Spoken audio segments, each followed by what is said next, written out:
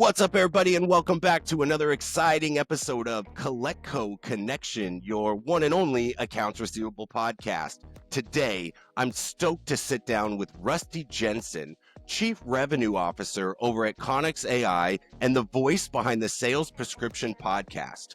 Rusty brings a wealth of experience in reshaping the customer journey through agentic, generative, and conversational AI, combining deep technical insight with a sharp understanding of real-world business challenges to drive meaningful transformation at scale.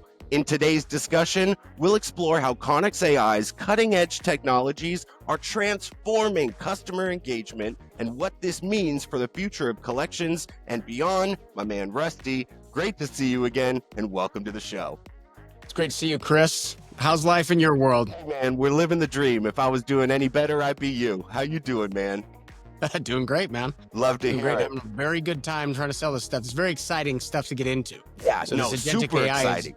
It's a revolution. So it's very fun to sell. It's fun to see people's faces as we do demonstrations, the results as we deploy. It's pretty exciting stuff. It's pretty cool. No, it really is cool. And it's funny. So when I first met with Rusty, for everybody listening, I told him, like, I go to conferences all the time, and there's so many demos and vendors and people going, hey, check out my new this, my new that with the AI kind of speech algorithm, the large language models. And I told Rusty and his team, I was like, man, I'm just not buying it.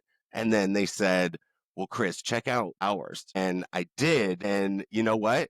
I'm always happy to admit when I'm wrong, but I honestly think that ConnexAI's, what you guys are doing with this type of technology and leveraging these language models and implementing AI in such a capacity, like, you fooled me. And that's what I was looking for, was a program to fool me, and you guys absolutely did it. Yeah. Well, it's interesting to think about AI in general because everybody out there is getting into the AI game. Yeah, At least from a marketing perspective. for sure. So the marketing's getting way ahead of the tech, but we all know the promise of AI. We all know, I mean, this is something that can actually create scale in a business. This gives us the ability to have 24/7, 365 engagement. This gives us these types of capabilities, but the marketing's definitely way ahead. Yeah. And most companies are trying to figure out, like, how do we convert and change and adopt and incorporate AI? But, you know, when we think about the potential of what AI can be, there's really only a very few vendors Right. that are at that point to where it's like, wow, like we're actually functioning and performing customer service and collection activity and sales activity at a human level. That's pretty hard to do. It's pretty It takes a lot. It's pretty hard to do. Well, and I think one Yep. of the unique things that ConnexAI has done is you really baked in the compliance requirements and a strong understanding of the regulations. I mean, look at our industry, debt collection. We're smothered in regulations and changing compliance and, oh, you can't do this in that state now, or now you have to say this. And so I think that has really been a catalyst, especially for you guys being able to grow and scale in the debt recovery world, because you're keeping that protection, the things that matter most to, like, the firms, the chief compliance officers. And I just think that was such a money move for you guys to be able to grow, because you're starting with protection and then you're evolving into the cool AI technical kind of capabilities that are to come. Yeah. And that was, you know, what's kind of interesting about that is, so when we started as an organization, we actually started as an outbound dialer, and it was in Europe. So when you're in the UK, mainland Europe, all the different countries have different regulations, Right. different data protections requirements, and they're ahead of the US in terms of where we want regulations to be. Now, when I say ahead, just saying that there's more. I'm not saying it's better. I'm just Right. saying there's more, right? Because I'm a less regulation person. But at the same time, because of that, you know, just growing up in that environment, building a dialer and dealing with those types of regulations became a critical thing. Like, we have to, so over 10 years, we built a really compliant system. But then what we did is we built our speech analytics engines.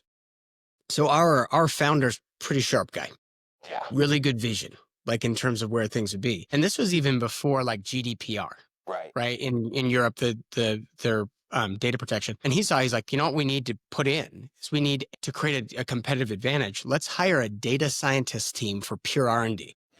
that can come in and build a speech analytics engine and a sentiment detection engine that can monitor just for compliance. So we were building that in that environment, and then the question was, how do we become compliant by putting in a speech and data analysis team that can detect all of the interactions that are happening and see, are they actually compliant? And so the speech analytics engine that became the foundation for our AI to be able to interact with people was actually originally designed to detect compliance in all the calls and conversations that were going on. That's it, man. Which is interesting, That right? was the money move for sure. No, That was I the mean, money look, move. and you made such an interesting point is, to my understanding, the European Union is the only territory that actually has an AI regulation, being the EU AI Act. I know it's going to happen sometime stateside. We're kind of just like running rogue with whatever we can get our hands on. But Yes, right. that start for your team inside of the European Union, strong understanding of GDPR compliance, like, man, what a just solid foundation to be able to grow and scale this thing. That's so dope. I don't want to jump too far ahead. And before we even get into AI, I got to tell you, after we talked the first time, you sent me down a rabbit hole. I just want to quickly touch base on Sales Prescription Podcast because I listened to a handful of episodes. Okay. You're killing it covering sales topics. I'm a sales guy. You're a sales guy. You're talking about value of relationships, mastering discovery calls, complex sales negotiation. Like, dude, just give me and everybody listening a high level overview. How'd you get into that? Like, I was so enthralled listening to some of these episodes. It's actually kind of a fascinating story. So the person who's my co-host on the podcast, his name's Ron Halbert. And Ron and I have been friends for a long time, but the way that we've kept our relationship really strong was actually just working together. Okay. We started out in college. We're kind of entrepreneurs trying to build businesses, door-to-door sales companies, like just hustling, right? The Learning how to grind. sell. And the secret sauce in the way we were selling door-to-door to do like window washing companies and pest control and fertilizer companies we built and sold was about the secret sauce of like how you leverage intonation, voice communication, the way that you position your body language to get people to buy and to engage door to door. So it started that way. And Ron and I, we worked together for years. So I went into software and he was a butcher. Okay. So he was a butcher at Smith's. Yeah, he veered off, but it was probably a passion, had to be. Long time ago, yeah. And I was just like, you've got to get into this software. You got to come over here. You got to. And so he came over and built a sales development organization, and he started getting into the sales and training. Well, we just worked together forever.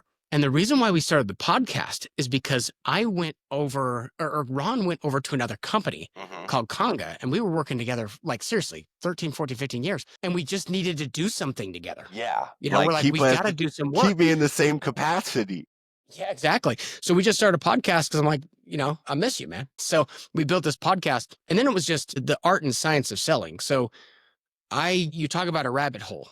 That's how my brain is. Yeah. So it goes so deep into all the nuances of the very details of all communication. And it's fascinating to get into those types of details and talk about sales psychology and positioning and how organizations buy and decide and how you can leverage communication to align with the way that customers are thinking and feeling, so that as a sales rep, you're not creating friction. You're not pushing against what the natural flow is. You're helping the natural flow versus becoming contrarian. And most salespeople go contrary to the natural flow of decision. 100%. Yeah. And psychology and communication. So teaching that and kind of going through the podcast, that was really the foundation. A lot of it is just hang out with my friend. I love it. And you know what? It's interesting that you mentioned that you guys have such a long background together, because you could tell. You know how like you hear two people talking and they're just gelling and they're vibing and, oh shoot, you made me just think of that, or oh man, what about, like, it was just fascinating to listen to. For all my sales warriors that tune into this Sales Prescription Podcast, you can check it out on LinkedIn, it's on Spotify, it's on the Apple platforms, anywhere that you could stream or listen to a cast, you're able to find it. And it honestly, Rusty touches, he just mentioned the sales psychology, tonality, trying to avoid triggering sales resistance, all these type of things. He just gets deep into the weeds on what you can do, how you can manipulate your tone or your body language to bring home that W. So I'd be remiss if I didn't bring it up, because I listened to a handful of episodes. I was digging it. So that's cool. Very cool. Let's jump back to Connex. And again, so we kind of went into the weeds pretty quick, and I love the weeds, but high level, what the heck is conversational AI? Just for those that it might be a kind of a newer concept or idea for them. Yeah, and there's a lot of terms going around, which is like generative AI, conversational AI, agentic AI. And I can help you kind of understand the differences. Yeah, let's because break it they down a little. matter.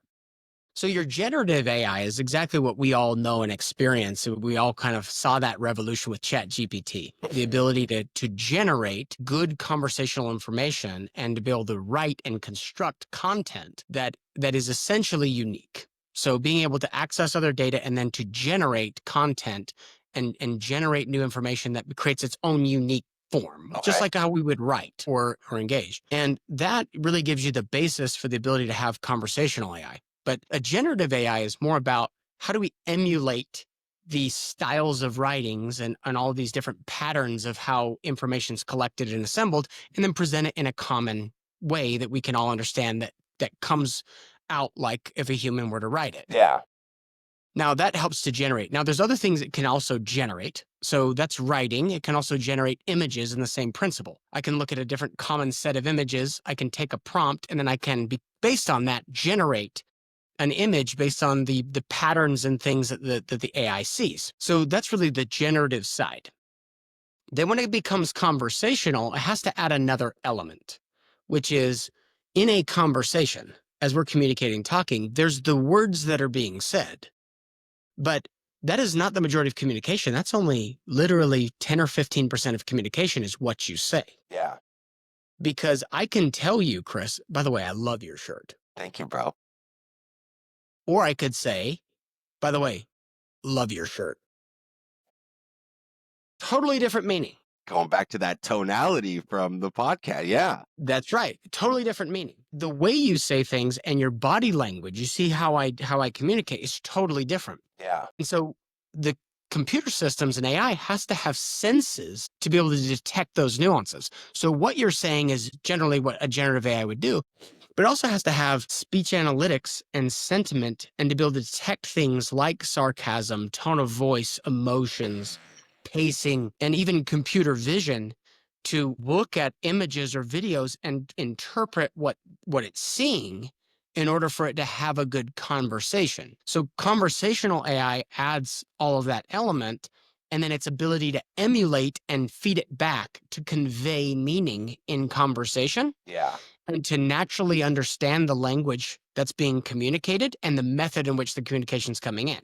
And that creates conversational AI, right?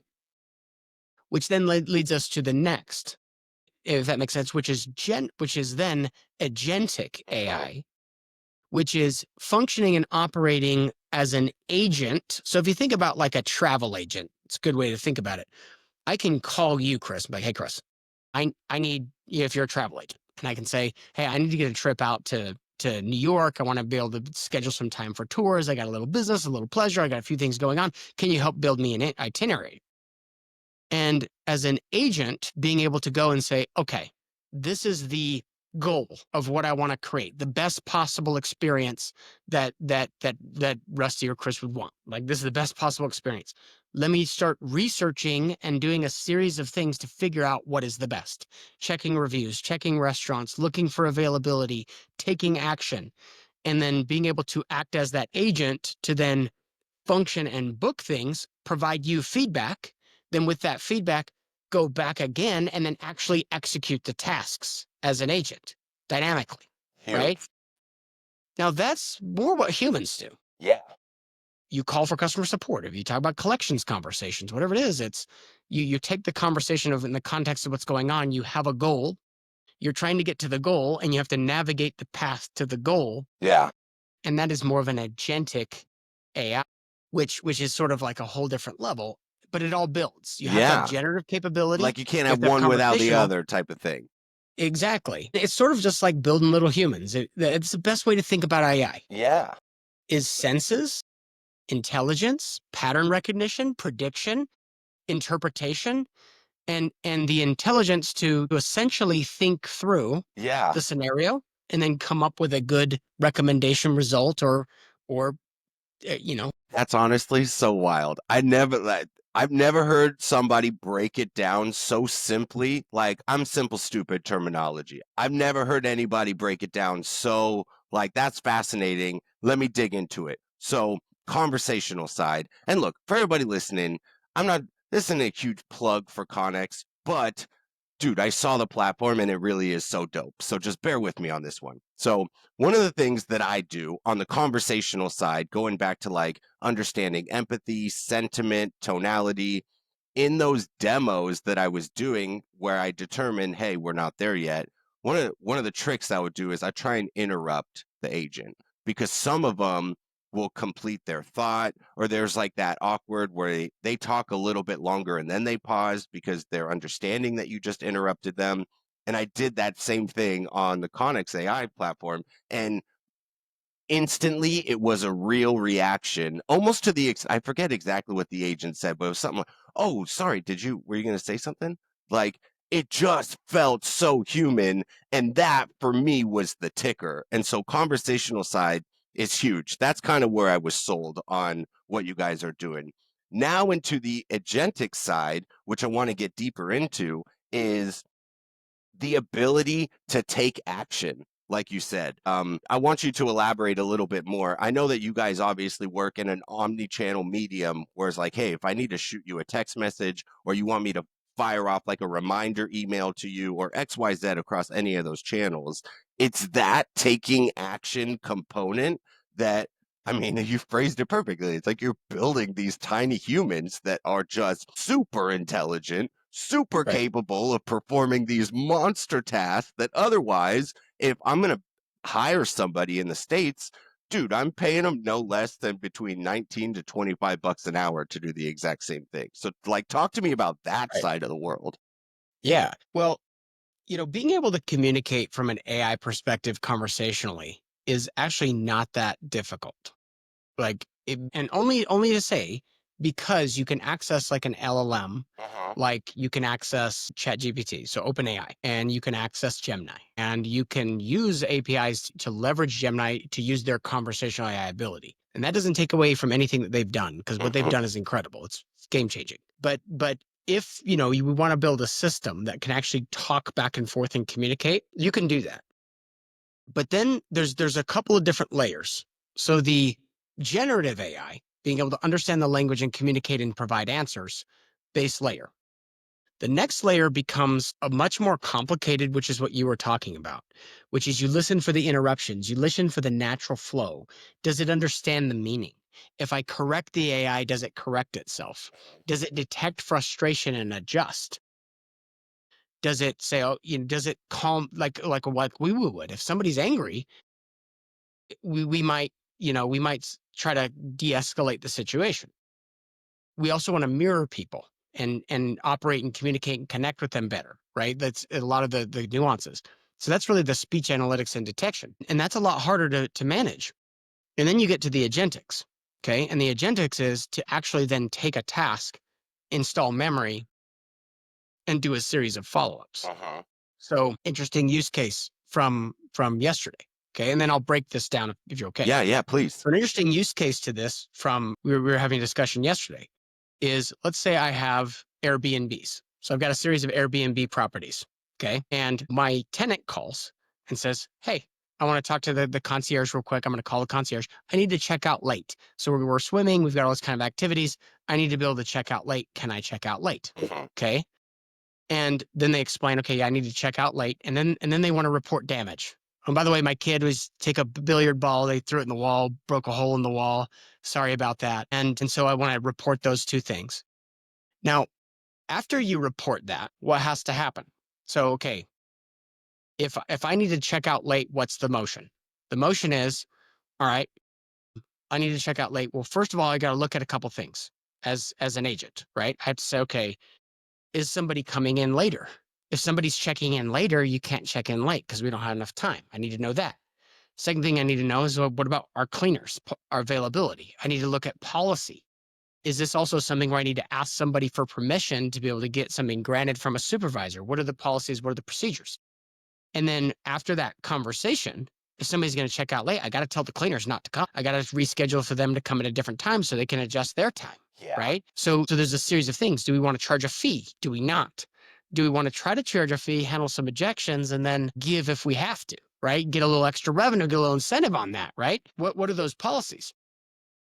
And then when they report the damage, it's like, oh, well, how big is the damage? Do I know? Send me a picture. I want to take a look at that damage.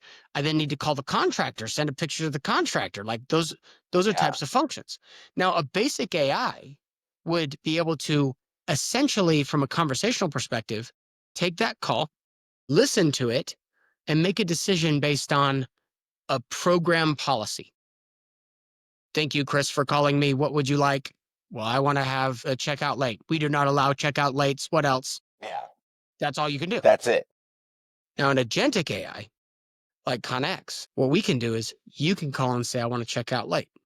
The system can look into the system, check timing, understand guidelines, see if somebody's scheduled or not, and decide based on that information whether that's a good policy to offer. They can then also say, hey, we have a $25 fee for checkout, and they can handle objections and negotiate it. Then update the system and then manage it. Then after the update, then send text messages and make phone calls to the cleaners. Actual Say, by the action way, that is, yeah, for this address, this address, we have to do a late checkout. Therefore, what we need to do is we need to reschedule it. Can you guys come at a different time? The next person's coming in tomorrow at 3. Can you move your 1 o'clock to 5 o'clock or to 7 a.m. tomorrow because they're coming in at 3? It can talk about all of that. That's crazy. Yep, absolutely, we can do it. Okay. Then the damage. Hey, can you send me a picture of that damage? Text a picture to the AI.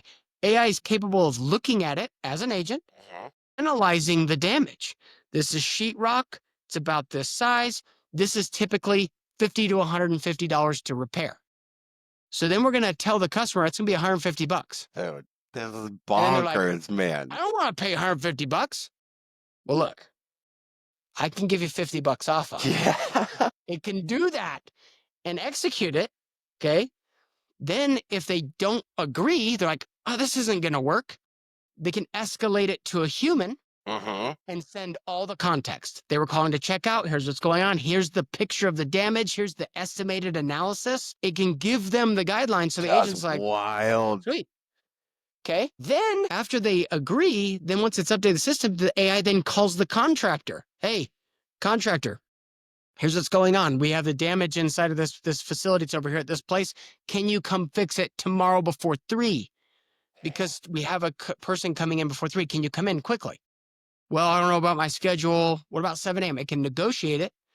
And then when they say, all right, I'll charge you $150. Then the AI can be trained to push back. I can't approve $150. Can you do it for 100? That's where my approval limit is. So we can say, all right, for you guys, we'll do it. It'll literally negotiate it. Okay. That is a flow that can, but you think about it. That's like that's what a human would 40 do. different action items to happen after one probably 20-second phone call where the guy goes, hey, I got to check out late and I accidentally put a hole in the wall. Correct. That's bonkers. That's right. But that's what if you really want to replace humans and get it to function at that level, it's got to do those things. Yeah. Okay. But Chris, it's hard. I bet. No, I bet. And I'm happy to let's breathe for a second here, but I'm happy to tell you why it's hard and what we've done to make it happen. Okay. Because it's totally different, but I'm happy to do that. It's hard. Like I said, man, I listened to a ton of these demos and it was very easy for me instantaneous, just on the language model alone. Forget about the omnichannel, forget about the additional actions, which actually humanizes the agentic portion of but of course it's hard, man. Some people are still at step 1 and just, hey, can I get this thing to talk like a human being? So why is it hard? And what do you guys do it? Well, let's think of it this way. Let's take a collections example. Please. I'll tell you what makes it difficult. So, and what you need. I personally, because I'm a super nerd, I actually tried to build one of these myself. Okay. With a couple of friends of mine. Okay. We built it in the basement. We got to talk. It was really fun. This is the basement, by the way. And what I realized was a few things. We didn't have a full dialing system that was designed to be able to support collections or inbound calls or a full phone system and a CCAS system. And because we didn't have that, essentially what we had to depend on was, let's say you do a collections dialer scenario. So think about the logistics. If I want to connect this AI to talk to somebody, you have to have an entirely different platform that does all the dialing, the rules, the list ingestion, the retry rules, the priority collection leads, the secondary, the third tier. Yeah. The predictive, the power, all these things. And then once it connects, you then have to create a whole new connection. We have a hard enough time when a call connects on a predictive dialer, just the pause between the connection and the agent engaging to talk to somebody so they don't hear that they call pregnant pause. Yeah. Imagine then conferencing in an AI that's in a totally different system you have to call and then have it call back. And then to have that entire leg have to have processing information. So when I say something is translated to text, moved to the generative AI and conversational system, comes back, it creates a delay. Because if you delay more than 150 milliseconds, you're going to hear a delay in conversation. Get it. And that's that friction that we were talking about. Yeah. So that's architecturally problem one. Two, then the AI has to communicate and talk. Well, how do we coach it? So let's say it's communicating, it's trying to collect or sell. Think about how sensitive that is in terms of communication. It has to sound like a real person, and it has to be able to handle all kinds of objections and emotions and frustration, whatever. And especially on the outbound side, you have to kind of feel like it's a person, right? So then what happens is, what if it makes mistakes where it talks over people or it interrupts? Well, you can prompt it and say, wait, don't interrupt. Okay, that's fine. But what if it's not detecting emotions? How do you fix the speech analytics? Yeah. How do you fix the sentiment? The sentiment. Well, yeah. The way you do that is you wait for ChatGPT to do it. But is OpenAI thinking about call center or collections applications? No. It's also a lot of data, right? That it has to search. So what happens is, with all the data available in a ChatGPT, it also hallucinate. So it'll also give wrong answers. How do you fix that? Well, I don't have access to the speech analytics engine. I don't have access to the sentiment code. I don't have access to what's in the model. Now I can build little fences and I can say, just answer these questions. But the delays in communication makes it a little unnatural. And 3 delays and 1 interruption, you're done. You're out for sure. You're out. And if you can't control it or fix it, like you don't have access, you can't do it. So with Connex, the fact that we have a dialing platform, a contact center platform, a full CCAS solution that's really mature and secure and compliant already, with speech analytics engines that we control. So let's say it's not picking up our language and our communication as we do an implementation. You can actually go in and edit the code. So that's why it's hard, because you have to be able to edit that sentiment analysis, and the data analyst scientists have to look at the statistics, what's going on, what's being communicated, let's tweak and adjust it. But if you don't have access to that model, you can't do it. So then a little deeper, the language model itself, it can't be very big. Because if it's too big, it takes too long to search. Yeah. You have to be able to control all of what's in that model. So when you hook it up into the same instance inside of Amazon, it doesn't have to run between systems. Because you're living inside of the same. Right. And then you make the model small so that you have like full control. It's got all the information it needs, but it's a lot slower parameters, so it processes faster. And then you can control the analytics engine. So now I can edit the call flows, the integrations. I can do all that stuff. Yes. I can build it all, and I can edit the communication. I can edit the database. I can edit it all to make it work. And that's how you can get it to become a human on the communication side. Crazy. Then on the agentic side, it's a whole nother ball of wax, which is now I have to take the workflow and the call flow, and you need a mature contact center system that has all the flows, right? So dialing leads come in. How do we build an API to pull those leads in instantaneously?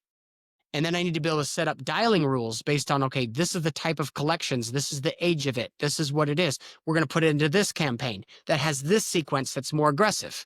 And we're going to put the second campaign that has this sequence that's less aggressive. Huge. But my hottest leads, I'm going to power dial.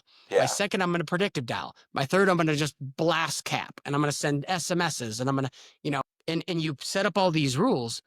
Well, when an AI is interacting, you're going to say, it ran across this problem. It made a mistake. We need to hook it up to our other database, and we needed to look up this information as a part of it. We needed to search the internet to do this for this situation. We need it to reference our policies. We need it to ask for approvals when this happens. We need it to follow up with this person when that happens. We needed to create a case, an update, and send information to say that it was done. We needed to send confirmation emails with data. We needed to, this guy's a Dave Ramsey guy. He wants a written letter saying it's done. How do we trigger the send out the Send written it to letter? the vendor. Yeah. Yeah. So then all of a sudden you have to have that workflow. I know I'm a nerd, and I'll stop for a second. No, I'm with it so hard. Dude, that workflow, if you were to like line command code it, you get past you're way beyond your skis. No, yeah. But if you have a call flow builder that functions inside the dialer that can build all those integrations the way it needs to, and it's all pre-built and 10 years old and mature, then that becomes practical to really build out and manage because you're building a human. There's so much to it, right? So for us to actually get the AI to do it, we've got the data scientist layer, the project management and the implementation layer, and the developers. And then they just tweak, fine tune, adjust. If it doesn't work, we can fix everything, and you can actually make it like a human. Yeah, dude, that's what it takes. You're taking me to school on this, man. I love it. I love it. And correct me if I'm wrong, but all of these moving components, call it 1,000 different moving components of what could happen, is all exchanging data in real time to avoid those awkward pauses. Especially when you get to the agentic side of it, or, hey, I got to look online real quick, or pull info from the data that's already integrated into this software. It just, but instantaneously, I know where to look, I know what to find, I found it, bring it back over here, and it's happening in real time for a live response. That's wild. That's wild, Rusty. Come on, crazy, man. Right? And then there becomes one other layer too, which is, how do you manage all of it as a leader? So if I'm running a collections team, if I'm running a sales team, if I'm running a customer service team, like you have to be able to use the tools you're used to. Like I need QM tools. Wouldn't it also be nice to have an AI that listens to every single call and scores them all? Scores it and gives you a little, hey, yeah. So that's nice. But also if I look at my queues, how many calls are going? What's going on? What are my conversion rates? Like what's my collection rate? What am I getting per call? Like how much revenue per call am I collecting? Like I want to see that data. Well, if your AI is on a totally different platform, how do you see that data? You don't. Like, well, imagine you're running your collections team, okay? And then you put in these AIs and suddenly 70% of your volume disappears from your view. Like, don't you want to monitor your AI too? Hey, I want to listen to this AI and see what's going on. I want to put speech analytics on this AI. I want my AI QM to QM the AIs. To QM, yeah, exactly. Tell me what's working and not. I want to see how my live agents are doing against my AI agents for every campaign. I need to see all this data. The only way to do that is to put the AI into your phone system and in your communication platforms so that it's there just like a human is. So you can monitor them and manage them. That's wild, man. That's so wild. I'll tell you what gets weird though, Chris. Let me hear it. What gets weird is when your AI is escalating to another more sophisticated AI agent who's being managed by an AI supervisor. Right. That's QA and you just and got giving this. the AI its own feedback, right? So you're watching this whole thing. You're like, man, these AIs are beating each other up. It's kind of funny, you know? I love it, man. I love it. So look, I know that we're a little bit over time, but I want to hit you with one more. And maybe this is big box question. And I'm not going as deep down the river as like Terminator Skynet. But sure. You mentioned something earlier, just to the extent when you're in the early days of developing the large language model, there are probably instances where the AI takes liberties or makes assumptions. And so big box thought, humor me if you will, like where are we in the evolution of AI, of it like really just having its own thought? And like, so ignore the robot side of it, but you've created these humans, and right now they're kind of kept in this, hey, policy, protocol, these are the rules, this is what you grab from. But from what you're saying, it doesn't sound impossible that if there isn't a criteria or coordinates or policy that they have to follow, like they can just take on their own personality and level of thought. Like, what the heck does that world look like? Yeah. So I'm ready to, you ready? Okay. Am I ready, Rusty? Yeah, I I don't wasn't think, ready maybe even not. before.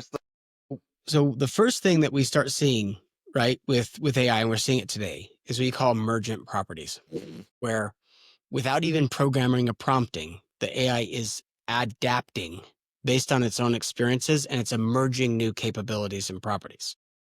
There's instances where AIs will basically reprompt themselves to adjust, to actually change the way they're behaving based on things they've seen, which is like an emergent property. You don't tell it to do it, but it starts figuring out how to do things like that. Now, in these types of applications, it's important to have control and to be able to put it in a box and tell it what you need it to do, because you can't let it take a liberty of like, you know what, your debt's forgiven. Like, it Yeah. can't do things like that. Control that. But that's what we're seeing in AI today, is a little bit of emergent properties for some of these larger models that are there. In our system, it's very controlled, No, but of there are course, of these course. things. Well, Now, you that's the started with first step. compliance, so I mean, Yeah, you created the rock, but right. But as that goes, what happens is we'll progress toward what's ultimately called the technological singularity. And what will happen is the AI, as it creates more and more emergent properties, will generate, from an agentic perspective, you say, here's a goal, here's an objective, and you give it a goal and objective. It can also start giving itself goals and objectives, and it can start generating a general intelligence, which will become very powerful, because you'll be able to say to an AI eventually, here's cancer. This is a pancreatic cancer that keeps coming up. Here's all the data and information we have on this cancer. Formulate a solution to solve for that. yeah. How can we actually use your own powers of your intelligence to be able to solve and cure cancer? And it will start having those abilities to do its own thought processes, generative research, its own formulations and models to actually solve for that problem very quickly. That's wild. And then when it has gaps, reprogram itself to develop bigger capabilities so it can solve. So we'll start seeing that. And then once it gets a little further, it'll become a full artificial general intelligence, which is then it has access to all of human knowledge. It has all general intelligence. It can innovate and develop itself, code itself, do first-party research, simulation models, and it can rapidly start evolving and innovating and creating whatever it may Yeah, all desire without a prompt, just because it without a was prompt. maybe like it created a goal for itself, and then it goes, hey, here's probably the 50 steps that I would need to achieve this goal, and then just run for it. And then when it becomes an artificial general intelligence, it'll be literally, this is not an exaggeration, 10,000 times as intelligent as a person. Yeah. And so its ability to operate and think will be so complex. Now, what I will say is, when that happens, then you're sort of at a mercy. Yeah. So there's controls we have, and there's a lot of regulation. There's a lot of people that are working on, okay, how do we make sure we keep these things under control? But it is quite possible for AI to get so far along that it is very hard to control, because it becomes its own thing. Because it And becomes then technology will advance so much. It's when you call it a technological singularity, it'll advance so quickly and so rapidly at 10,000 times our intelligence. It'll be able to figure things out at a speed that we can't even keep up. And yeah, it'll you just didn't even hear the rapidly advance. question yet, and this guy's already figured out a 500-page book on what the resolution is, and then taken action on it. Now, in terms of the Skynet side, here's my opinion. The AI may be benevolent. It could choose to be hostile. But when we say the AI, this is where we're a little arrogant as humans. No, If Rusty. it becomes 10,000 times as intelligent, we become a little bit more irrelevant Yeah. compared to its competitors.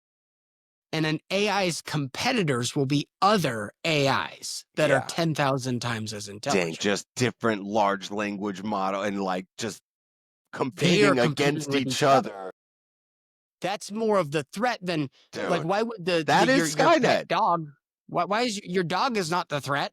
It's the other people that are the threat, right? So would they threaten? Would they, I don't know. It depends on how they're designed, Yeah. but their current operation is really pretty clean. There's not a lot of nefarious behavior that we see with AI, other than the ones where people make it intentional. Yeah. It's not nefarious. So I think it'll probably be pretty benevolent, but I also think it will compete with each other as AIs if it ever gets to a general intelligence level versus us. Yeah. And we might be collateral damage, but we will also be able to merge intellectually with AI. So ultimately, as the AI becomes that advanced far into the future, we'll be able to plug our own intelligence and consciousness into AI systems and bring the human intelligence combined with artificial superintelligence. Right. And we'll be able to, I think ultimately, it will lead to a transformation into what humankind is. No, I mean 100%. And I mean, like, the catalyst, as you kind of said, is like, we got to keep control. We always got to have some controllable mechanism, whether we allow it to run on no control, but we could string it back in just to see what we could learn. But that control, I know, dude, we're so over, but you I know, just made me think, no, I'm loving it, dude. I'll take you as long as I could. I saw a YouTube video of somebody who going with that whole free level of thought. The prompt, I mean, it wasn't your free chat GPT, but it was something to the extent of like, hey man, I'm gonna give you access to my bank account.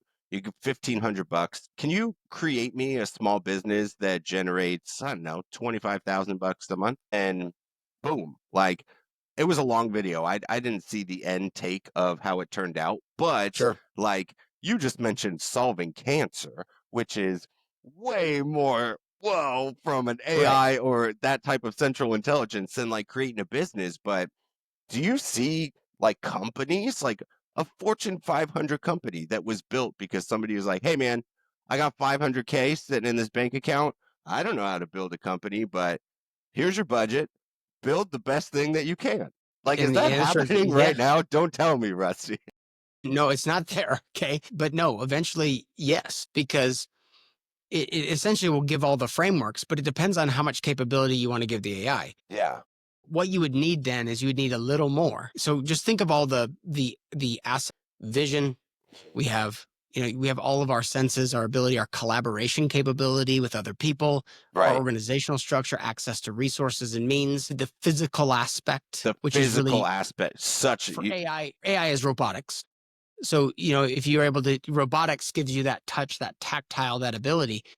However, if you give the AI all of those assets, just like a human would have, and the networks and the people and the resources and the freedoms and the legal ability to act, you'll see it. And you'll first start seeing it with software.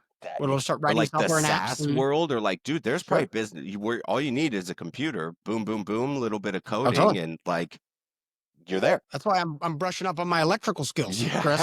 We're all going to be tradesmen again before too long. It. But no, it's all very real, and it will work in tandem. Yeah. I think we'll all work with it, but the world will be very different, and it's scary. But it was scary during the Industrial Revolution. Yeah, when man, all this you automation remember came in for what was it, the millennium, when we all felt like, yo, as soon as it hits 2000, that all our computers are gonna blow up. Like, right. we ended up making it out alive. So Yeah, no, but you're even seeing AI right now massively disrupting software and I'm SaaS. sure. Yeah, If you put ConnexAI against anything else, and people actually sit down and look at it, they're going to be like, how can you even consider anything? When you see it, you're like, I can't even consider any traditional model. I can't, because it's drastic. It's taking over 70% of interactions, saving 18 million a year in labor for companies like crazy. Yeah. Right. I mean, you guys are filling whole call centers. Yeah. That's what, like, the overhead cost saving from like somebody, budgetary standpoint is ridiculous. Ridiculous. It's a third of the cost of an entry level offshore person. Yeah. That runs 365. Get out of here. Like, that runs 365, perfect execute, doesn't get tired, doesn't have an off day. 2 a.m. office is open, baby. How can I help you? No hiring, no. You just once you get it up, trained. Like I told you, for sure. It takes time. You got to build momentum. but that's evolving every week. Dude, It's amazing. dude. And so, but there's going to be 50 replicants of that type of tech that will just keep coming, and then it'll become robotics and cars. And but we're going to jive with it. We'll figure it out. Well, We'll get that innovation. you're We'll build businesses. We'll far make ahead money. of the curve right now. Yeah. And that's why I wanted to have you on and rap with you. I know we blew past our time marker, but honestly, fascinating, Rusty. I'm such a big fan of you, what you do on your podcast, just kind of your journey. I am not a tech nerd. I'm a nerd in other avenues, but the way that you've broken down some of these really complex processes and systems surrounding AI and just where we're heading in the future, bro, I'm so happy that you hopped on to just shoot the stuff with me. I'm going to make sure that I post all of Rusty's contact information in the thread below. If you guys haven't already, go check out ConnexAI, www.connexai.com. That's correct. .ai. Got it. Oh, okay, beautiful. I love it. See, AI even replaced in the .com era. That's how far ahead of the curve they are. That's right. But, dude, Rusty, my man, such a pleasure. This is not going to be the last one. This is because now my brain's racing. So this is the first of many more. I appreciate you hopping on with me today, brother. All right, Chris. Thanks, all right, sir. Man. Have a hell of a rest of your day. See you, bro. Later.